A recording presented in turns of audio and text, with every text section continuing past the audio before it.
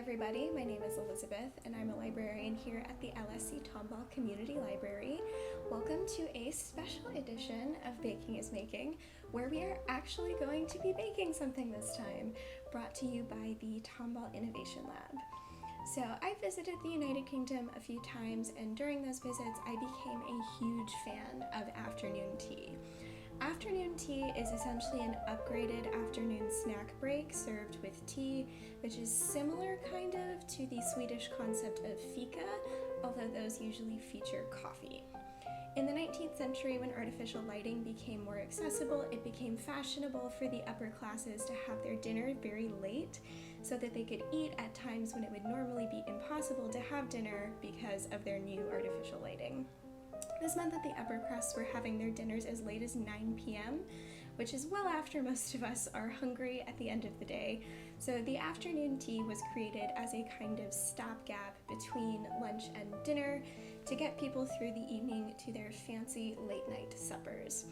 Eventually, as artificial lighting became more accessible and lower priced, this also spread to the middle and working classes as well. Although now afternoon teas are more of a special occasion treat as opposed to an everyday affair.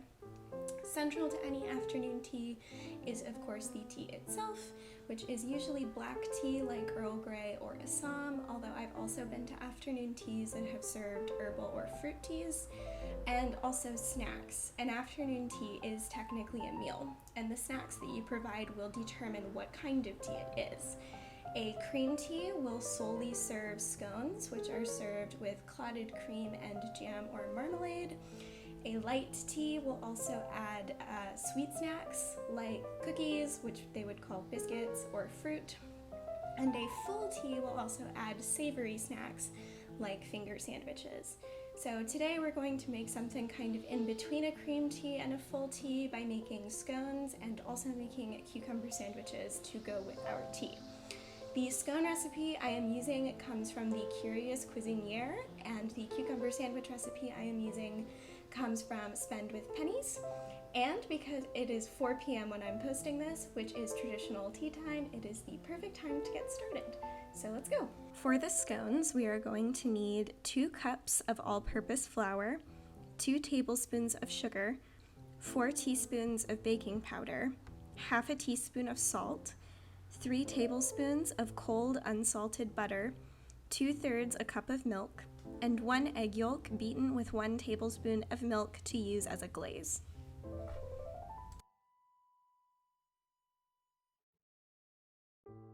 Preheat your oven to 425 and let's get started on our batter. In a bowl, add your dry ingredients and your butter. We're actually going to mix this by hand to break up the cold butter to combine with our dry ingredients, and we're looking for a consistency similar to breadcrumbs by the end. Still working with our hands, we're going to slowly add the milk to our mixture. We only want as much milk as will let our dough come together with no lumps, so you may not necessarily use the full 2/3 of a cup. I ended up having about a tablespoon left over. Your dough should be smooth and sticky at this point. Next, take your dough and place it onto a well-floured work surface. Knead lightly to smooth it out and coat your dough in flour. Gather your dough into a single piece that is roughly an inch thick. From here, take a cookie cutter, coat it in flour, and cut your dough into rounds about 2 inches in diameter. Although you may be tempted to wiggle the cookie cutter to get it out of the sticky dough, I would still recommend raising it straight up out of the dough, as this will allow you to get scones with the best rise. Next, take a baking sheet and grease it with butter or oil. Place your dough rounds onto the sheet and brush them with the egg and milk glaze. Now our scones are ready to go into the oven, and we will leave them in there until they get firm and golden brown, around 12 to 15 minutes.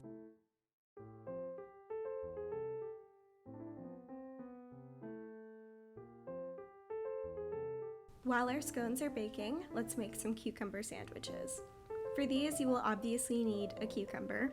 English cucumbers work particularly well since they're already seedless. You will also need a loaf of sliced white bread. Any kind of white bread will do, but for the best cucumber sandwich, spring for the softest bread you can find. To get this, I squished about 6 different loaves of bread at the grocery store. This sandwich also features a spread, These spreads vary wildly, with some using just butter and mayonnaise, but my family makes them with a cream cheese-based spread, which is what I'm going to be using here. For the spread, you will need 8 ounces of cream cheese, 3 tablespoons of mayonnaise. I'm using vegan mayonnaise here just out of personal preference, but traditional non-vegan mayonnaise will be just fine. 2 teaspoons of fresh dill, 1 teaspoon of fresh chives, 1/4 teaspoon of garlic powder, and salt and pepper to taste. To help make this easier for yourself, set out the cream cheese while making your scones so that it will soften up. Combine all of your ingredients together, either with a hand mixer, which I don't have, or a spatula like I am doing.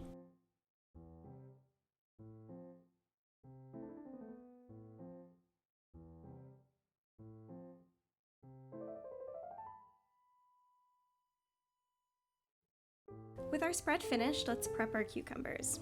Depending on who you ask, your cucumbers absolutely have to be peeled before putting them into a cucumber sandwich, although I'm not really a stickler for that and I find that it's just extra work. The important thing is cutting your cucumbers very, very thinly. I find that the easiest way to do this is to use a mandolin so that you can easily control the thickness of your slices, which is what I do, and I cut them on the very thinnest setting that my mandolin had. From here, we can assemble our sandwiches. Spread the cream cheese mixture onto your bread on both sides and layer cucumbers on top. Don't layer them too thick. These are supposed to be light sandwiches, not something you really need to sink your teeth into. Once you have your sandwiches assembled, you will want to cut the crusts off. While this may seem wasteful, cucumber sandwiches are meant to have an incredibly soft texture, and this gets rid of anything that would prevent you from having the most pillowy cucumber sandwich possible. Once you have your sandwiches assembled, you can cut them into whatever shape or size you prefer. For true finger sandwiches, I find that cutting one of these into 2 smaller sandwiches is an ideal size, but if you plan on taking these with you on a picnic or an afternoon tea in the park, cutting them diagonally will work just fine.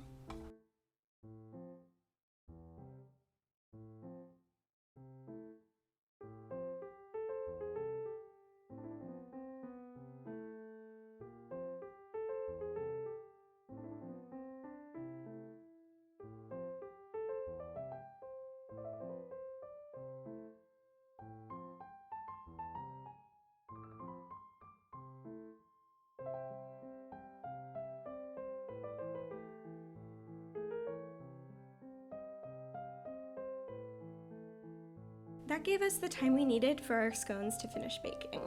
As you can tell, these aren't quite like the doughy triangular scones you tend to see at coffee shops. In fact, these are much closer to American biscuits, although they're much denser and drier and lightly sweetened. To have them the traditional way, pull or cut your scone in half and fill with clotted cream and jam or other fruit spread. Clotted cream may look like whipped cream, but they're not actually the same. The texture is different, and clotted cream is only lightly sweetened, if it is sweetened at all. It has a much more dairy-forward flavor, almost kind of like butter. You can make clotted cream at home, but it is a laborious and time-consuming process, so I would recommend just buying yours pre-made. It can be a bit tough to find here in the States, but specialty import stores or health food stores are likely to have it. You also want jam or marmalade, not jelly. Jelly is only made from fruit juice, whereas jam is made with actual pieces of preserved fruit and marmalade is made with fruit peel. Either way, these are going to give you a more toothsome texture that is going to work better with the scone. We've got our afternoon tea snack spread, but it isn't finished until we make our tea. I have a plain black tea here, which is ideal for serving the traditional British way, which is hot with milk and sugar. A full tea spread like this is mainly reserved for special occasions in the UK, so it is the perfect way to pamper yourself on a cozy day inside or to enjoy with a friend.